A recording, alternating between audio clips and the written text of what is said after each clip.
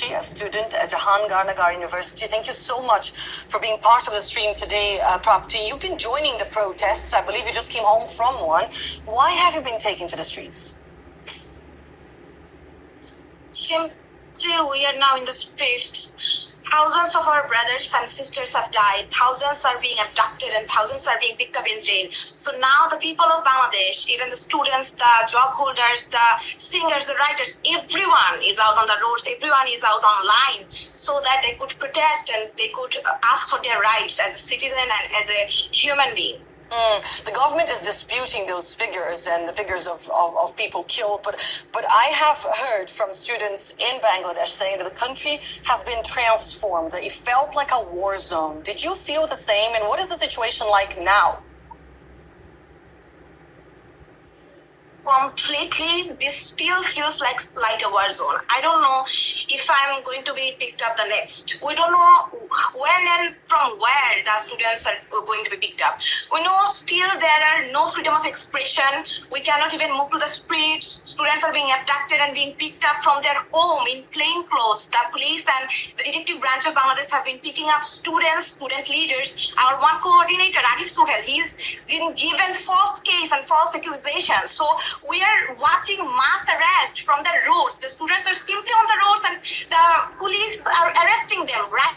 Now I just heard a news from Rampur that a lot of protesters have been picked up by the police just because they were doing a wall art, they were doing a road art. So this is simply a war zone. I don't know if you don't call this a war zone. We are not living now in a war, then how a war should look like. The UN has actually called on an independent investigation on the government's response to these protests. Do you believe that the international community should do something to help Bangladesh, or is that a situation that should be sorted internally?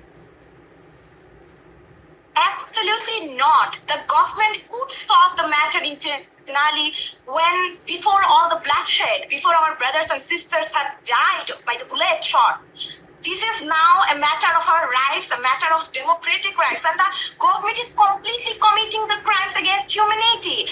A lot of thousands of our brothers and sisters have died, and thousands are being picked up. Over 9,000 people have been picked up and have been put into jail by the Bangladesh government. So obviously, we, the students of Bangladesh, we, the protesters of Bangladesh, ask cordially to every international media and every international community to come forward to help us and to ask questions to the government and to pressurize the government to take the liability of their actions. They have made our brothers and sisters dead.